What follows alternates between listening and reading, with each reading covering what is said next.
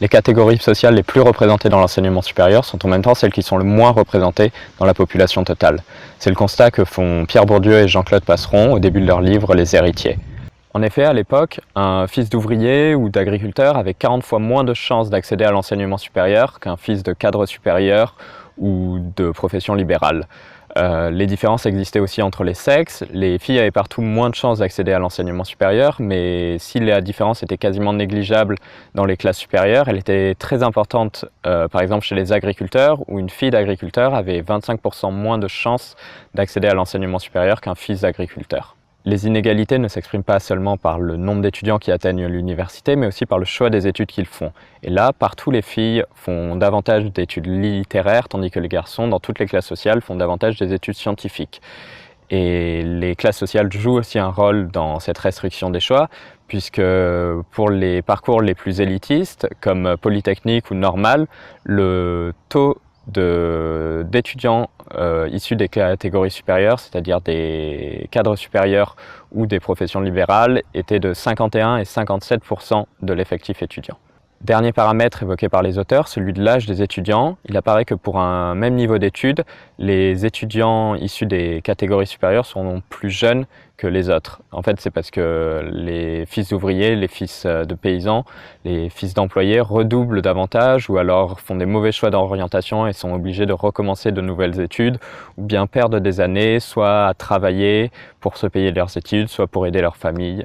À l'époque, c'était quelque chose de très courant. La première chose qui nous vient à l'esprit pour expliquer ces différences statistiques, c'est bien sûr l'argent, les conditions matérielles d'existence. Bien sûr, les étudiants les plus pauvres travaillent plus pour se payer leurs études que les étudiants les plus riches. Et bien sûr, l'argent donné par les familles est plus important dans les familles les plus riches, dans les classes supérieures, que dans les familles d'ouvrières. Mais ce que disent les auteurs, c'est que ce facteur explicatif existe et il joue un rôle, mais il n'est pas déterminant. Ce qui est déterminant, c'est des facteurs culturels, des facteurs intellectuels qui tiennent en fait au mode de pensée et aux pratiques culturelles des étudiants. Et c'est quelque chose de bien plus insidieux et de bien moins visible, et c'est sur ces paramètres que vont s'attarder les auteurs tout le long du livre.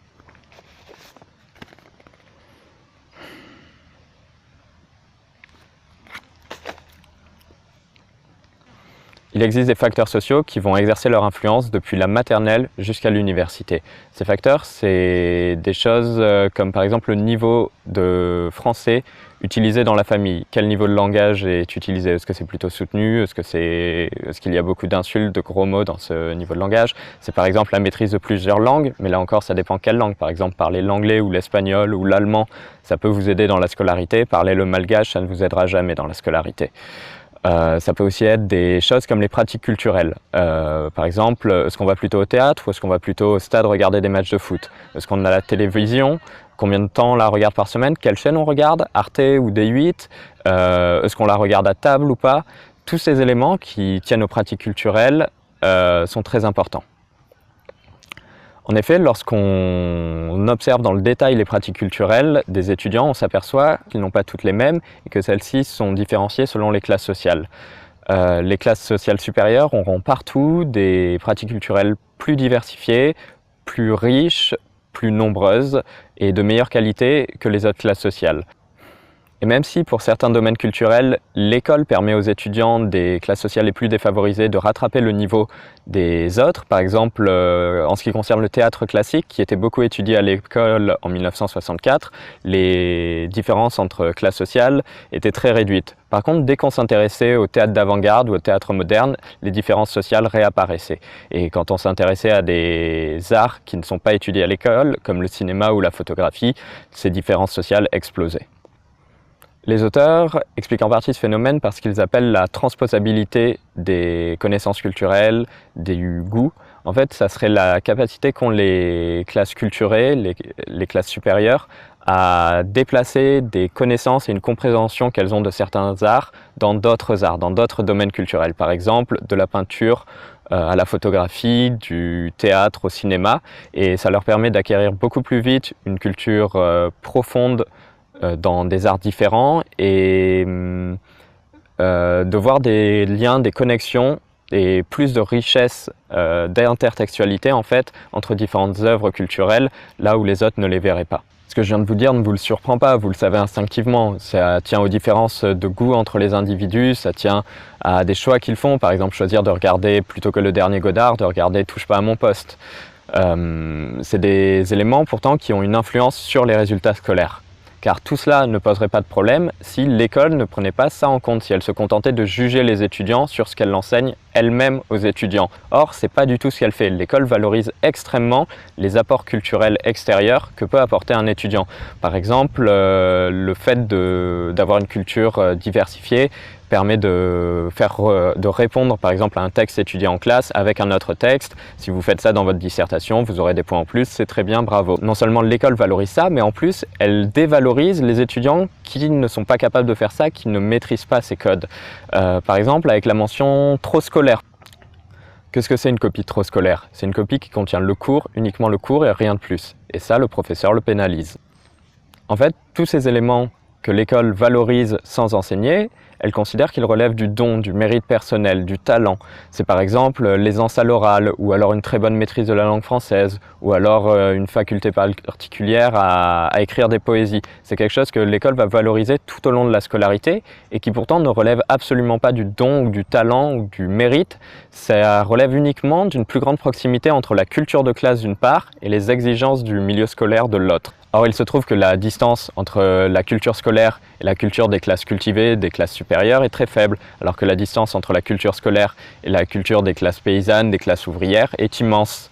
De plus, la culture paysanne, la culture ouvrière, souvent rejette des valeurs que la culture scolaire valorise.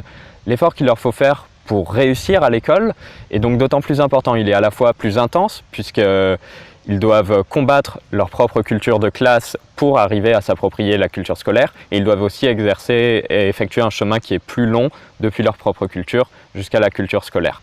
Enfin, les auteurs expliquent les différences sociales face à l'école, notamment en termes d'effectifs en études supérieures, par un dernier élément. Ce serait la facilité avec laquelle les étudiants des différentes classes se visualisent en tant qu'étudiant.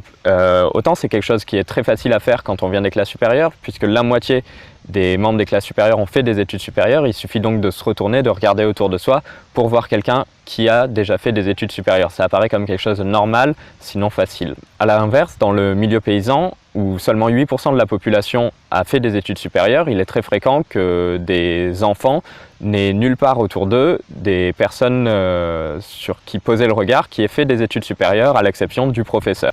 Et par l'étude statistique, on s'aperçoit que ce facteur a un effet déterminant, puisque dans les familles ouvrières ou les familles d'agriculteurs, où un des membres de la famille a déjà fait des études supérieures, c'est-à-dire où l'enfant peut se projeter en tant qu'étudiant lui-même, puisqu'une personne qu'il connaît l'a déjà fait, la différence de chance de faire des études supérieures n'est plus de 1 à 40 par rapport aux classes privilégiées, mais seulement de 1 à 5.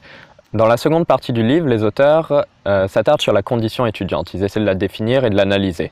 Pour cela, ils construisent un idéal type de l'étudiant qui serait un étudiant parfaitement rationnel. Qu'est-ce que ferait cet étudiant? Ça serait tout mettre en œuvre rationnellement pour arriver à entrer sur le marché du travail le plus rapidement possible. Or, il se trouve que l'étudiant réel est bien loin de cet idéal type. Il ne prend pas de notes, n'a pas de classeur, ne note pas ses devoirs et révise uniquement les veilles d'examen, mais pas tout au long de l'année. Les auteurs se demandent donc pourquoi une telle différence entre ce que devrait faire l'étudiant pour réussir et ce qu'il fait réellement. En fait, il est extrêmement difficile pour l'étudiant de vivre pleinement sa condition d'étudiant de manière tout à fait rationnelle. Ça voudrait dire n'agir aujourd'hui et pendant toutes ces études, qui peuvent parfois durer une décennie comme en médecine, que en fonction d'un objectif qui sera toujours dans le futur. Or, c'est très dur d'agir aujourd'hui pour le futur. L'être humain a beaucoup de mal à se projeter dans le futur. On le voit par exemple pour le réchauffement climatique ou ce genre de choses, où on a du mal à modifier nos comportements d'aujourd'hui en fonction d'un objectif futur. Ce qui marche, c'est le présent. Et c'est donc pour ça que l'étudiant a tendance à se voir non pas comme quelqu'un qui doit plus tard travailler, mais comme quelqu'un qui aujourd'hui, dans le présent, est censé acquérir le maximum de connaissances et peut-être même des connaissances à l'infini. Et c'est cette conversion mentale qui explique le fonctionnement réel des étudiants. Cette vision de l'étudiant est encouragée par les professeurs, car pour eux, l'étudiant rationnel, ça les conduirait à n'être plus que des ouvriers de la connaissance, des mandataires d'une connaissance qui doivent la transmettre le plus rapidement possible à un étudiant, et ils y perdraient tous les retours symboliques qu'ils tirent de leur statut de professeur. Or, professeur, ça ne gagne pas beaucoup, c'est énormément pour les gains symboliques qu'ils font ce métier. Donc cette attitude de distanciation face aux études, face au terme des études, face à son objectif, est encouragée et valorisée même par les professeurs. Quand ils peuvent la lire dans les dissertations, ils le valorisent. Or, il se trouve que tous les étudiants ne pratiquent pas cet état d'esprit avec la même intensité. Et je vous le donne en mille, c'est les filles et les étudiants issus des catégories populaires qui ont le plus de mal à se mettre dans cet état d'esprit. Pourquoi? Parce que pour eux, le fait de faire des études est une vraie chance. Ils sont conscients que qu'ils auraient pu ne pas faire des études. Ça n'apparaît pas comme une évidence. Et en plus de ça, ils sont conscients qu'ils sont la catégorie qui aura le moins de chances plus tard d'appartenir à l'intelligentsia, de devenir professeur, de devenir universitaire, de devenir scientifique, de faire un vrai métier intellectuel, purement intellectuel, de la culture pour la culture. Et ils savent donc qu'ils ont peu de chances de réussir cet objectif et vont donc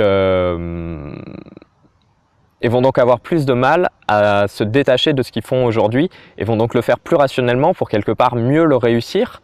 Or, en fait, cet attachement au réel, ce comportement qui serait rationnel, est en fait en leur défaveur puisqu'il est sanctionné par les professeurs lorsqu'ils en ont l'occasion. Toutes ces inégalités trouvent leur source dans le mythe fondateur de l'école qui est celui de l'égalité. Pas de l'équité, de l'égalité. L'égalité, ça veut dire que tous les élèves, quels qu'ils soient, doivent être traités de la même manière et aucun ne peut être avantagé ou désavantagé par rapport aux autres. En principe, ça semble plutôt bien, sauf que ça a certains inconvénients, notamment le fait que ça ignore totalement les inégalités sociales. Et ce système est poussé à son maximum avec par exemple le concours. Lors d'un concours, tous les étudiants disposent du même temps, retournent leur sujet en même temps, réalisent l'épreuve dans la même salle, mais en plus les copies sont anonymisées, c'est-à-dire que les inégalités sociales sont tout à fait effacées et invisibles pour le correcteur. Or, il arrive parfois que les correcteurs prennent en compte les inégalités sociales lors de l'examen final, lors de la correction. C'est par exemple le cas d'un professeur qui prendrait en compte la situation particulière d'un enfant et serait plus indulgent avec lui lors de la notation. Mais cette pratique n'est pas satisfaisante en soi puisqu'elle, certes, elle prend en compte les inégalités sociales, mais elle les prend uniquement lors de l'examen final, lorsque plus rien ne peut être fait pour mettre les deux élèves réellement au même niveau. Au moment de l'examen final, ils sont déjà à deux niveaux différents qui sont dus au contexte social qui a joué son rôle durant toute l'année, durant toute la scolarité, et à ce moment-là, on ne peut plus rien faire pour les remettre au même niveau. Donc on prend en compte éventuellement les inégalités sociales lors de l'examen pour donner un semblant d'équité. C'est par exemple le cas avec le concours de Sciences Po Paris. Il y a eu un concours spécial pour des étudiants issus des quartiers difficiles, des ZEP je crois, et c'est un concours qui est réservé pour eux, qui est aussi sélectif que l'autre, mais auquel ne peuvent participer que des étudiants issus de ZEP. Ça a pour conséquence de permettre à un certain nombre d'étudiants qui n'y seraient jamais parvenus autrement d'arriver à intégrer Sciences Po Paris. Mais en réalité, cette pratique est un aveu d'échec puisque ça veut dire que malgré tout le temps qu'ils ont passé à l'école, de la maternelle jusqu'au lycée, l'école n'a pas été capable de les mettre au même niveau de connaissances, de compétences, de leur donner les aptitudes qui seraient nécessaires pour qu'ils puissent passer le même concours que les autres. Et c'est avec cette logique que l'école transforme en mérite, en talent, quelque chose qui n'était qu'un privilège de classe.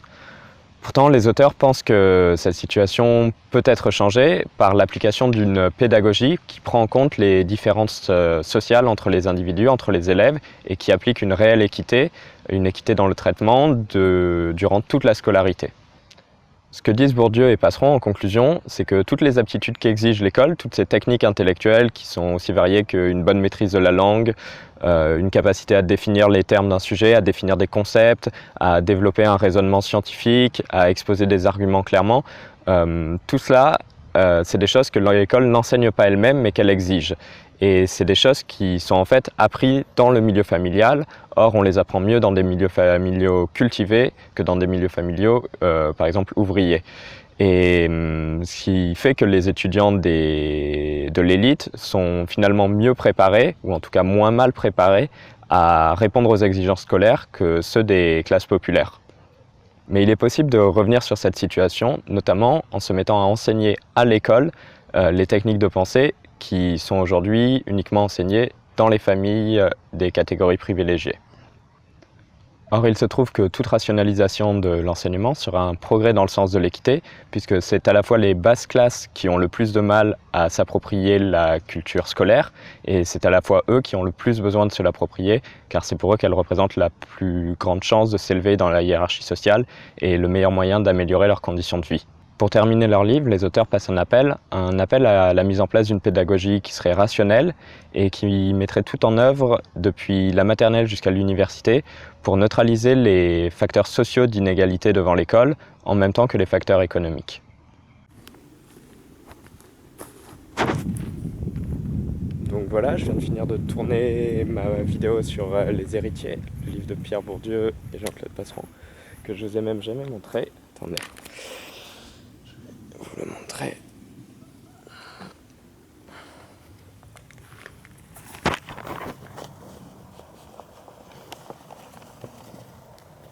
Donc voilà, ça ressemble à ça. C'est le premier livre que j'ai résumé, je pense que je vais en faire d'autres. Si le format vous a plu, n'hésitez pas à le liker ou partager. Si ça vous a pas plu, tant pis. Et n'hésitez pas à me donner des conseils sur autant le fond que la forme. Celle-là était un peu compliquée, j'ai eu du mal à me détacher un peu du texte. Il faut dire que c'est écrit de manière un peu particulière, c'est pas très facilement résumable. Souvent il y a beaucoup de jeux de mots, de choses comme ça, qui font un peu l'intérêt du texte, et enfin, c'est la manière dont c'est écrit qui est un peu bizarre. Et du coup voilà, merci d'avoir regardé, au revoir.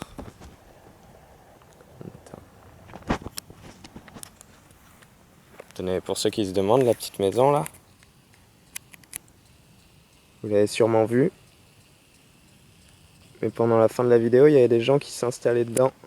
En fait on peut la louer pour une nuit.